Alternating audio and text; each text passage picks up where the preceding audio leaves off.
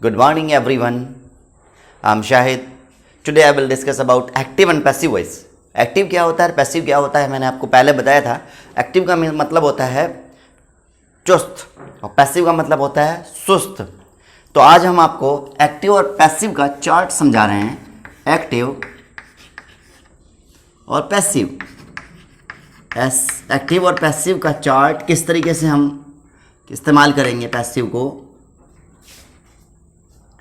यानी हमने आपको एक्टिव में बताया था कि हम 4 बार पीपीएफ लिख लेंगे। PPF PPF PPF PPF 1 2 3 4 time. यानी हर एक इंसान की ज़िंदगी में 3 टाइम आते हैं, present past future, present past future, present past future, present past future. और इनके 4 पार्ट होते हैं। पहले पार्ट को हम कहते हैं इंडेफिनिट, दूसरे पार्ट को हम कहते हैं कॉन्टिन्यूस, तीसरे पार्ट को हम कहते हैं परफेक्ट, चौथे पार्ट को हम कहते हैं perfect continuous. Perfect continuous.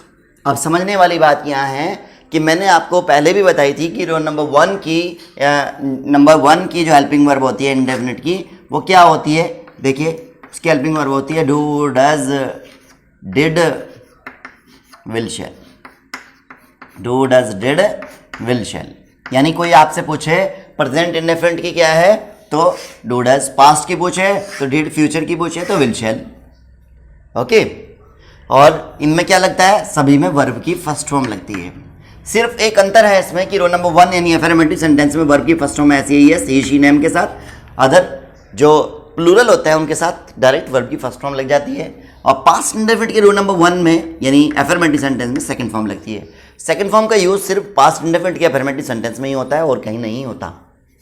Okay. बात करते हैं कंटिन्यूस की। कंटिन्यूस की हेल्पिंग वर्ब क्या होती है। Is, are, am, was, were, will be, shall be. यानी मेरे कहने का मतलब है कोई आपसे पूछे प्रेजेंट कंटिन्यूस की हेल्पिंग वर्ब क्या है तो इज, आर, एम, पास्ट की पूछे तो वॉज, वर, फ्यूचर की पूछे तो विल बी, शैल बी। क्या है कि इसमें वर्ब की फर्स्ट फॉर्म में आईएनजी आएगा सभी में। क्लियर, कोई अंतर नहीं। पास्ट। अब आती बात परफेक्ट की। परफेक्ट की हेल्पिंग वर्ब क्या होती है। Has, have, had, will have, shall have. और सभी में वर्ब की कौन सी फॉर्म लगती है, थर्ड। यानी अगर आपसे कोई पूछता है प्रेजेंट परफेक्ट की हेल्पिंग वर्ब तो हैज है, पास्ट की पूछे तो हैड, फ्यूचर की पूछे तो will have, shall have. Okay. बात करते हैं परफेक्ट कॉन्टिन्यूस की, जिसकी हेल्पिंग वर्ब होती है has been,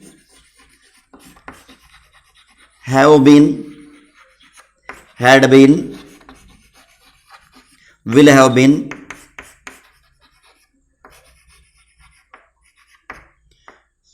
shall have been.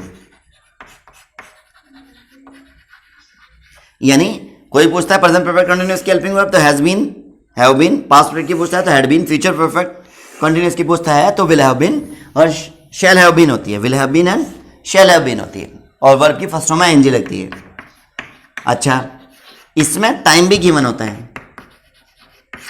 इससे पहले मैंने आपको एक चीज बताई थी कि जहां पर बी या बीन होगा हम उसकी पैसिव वॉइस ही नहीं बनाएंगे। एक्टिव में अब देखिएगा बी और बीन कहां पर है, देखिएगा is, do, does, did, will, shall, इसमें नहीं है। Is, are, am, was, were, will be, shall, इसमें है। फ्यूचर परफेक्ट में आपका है बी। और कहां पर बीन है, इन सब में present perfect continuous, past perfect continuous, future perfect continuous, सभी में क्या है, बीन। जिसमें बी या बीन होगा उसकी पैसिव वॉइस नहीं बनाएंगे। तो हमने ये एक्टिव और ये पैसिव की बात की थी, ये तो सब एक्टिव था। अब हम बात कर रहे हैं पैसिव की। पैसिव में क्या होगा, पैसिव में क्या होगा कि पैसिव बनाते समय हमें हर एक में वर्ब की थर्ड फॉर्म लगा देनी है। पूरे में सबकी थर्ड फॉर्म आ जाएगी। और जिनमें बी या बीन होगा उसकी पैसिव वॉइस नहीं बनाएंगे। तो एक तो यहां पर बी है तो इसका मतलब है नो पैसिव, और यहां पर नो पैसिव। दोनों में हमने क्या किया, नो पैसिव। जब हम प्रेजेंट इंडेफिनिट की पैसिव वॉइस बनाएंगे तो क्या करेंगे, इज आर एम लगा देंगे। पास्ट की बनाएंगे तो वॉज वर लगा देंगे, फ्यूचर की बनाएंगे तो विल बी शैल बी लगा देंगे। और जहां आईएनजी की वन होगी वहां हेल्पिंग वर्ब वही रहेगी और बीइंग लगा देंगे, अकॉर्डिंग टू सब्जेक्ट आ जाएगी। जहां थर्ड फॉर्म की वन होगी हेल्पिंग वर्ब वही रहेगी और उसके साथ में क्या लगा देंगे, बीन लगा देंगे। तो इस तरीके से आपकी पैसिव कंप्लीट हो जाती है। देखना पैसिव कंप्लीट किस तरीके से हो गई आपकी, कि मैंने बताया ये एक्टिव थी, यानी सारे के सारे टेंस तो क्या थे, एक्टिव थे। और अब हमारे क्या बात आ गई, पैसिव की। तो पैसिव में हमने क्या किया, पैसिव में हमने बताया कि present indefinite, past indefinite, future indefinite, और मैंने कंटिन्यूस की, यानी इसके मैंने आपको पैसिव वॉइस बता दी है कि is are am was were will be shall be. और जहां एनजी की वन होगी वहां हेल्पिंग वर्ब के साथ बीइंग आएगी, और जहां थर्ड फॉर्म की वन होगी वहां हेल्पिंग वर्ब के साथ बीन का यूज करेंगे, और बी और बीन होगा जहां हम उसकी पैसिव वॉइस नहीं बनाएंगे। Okay, thank you.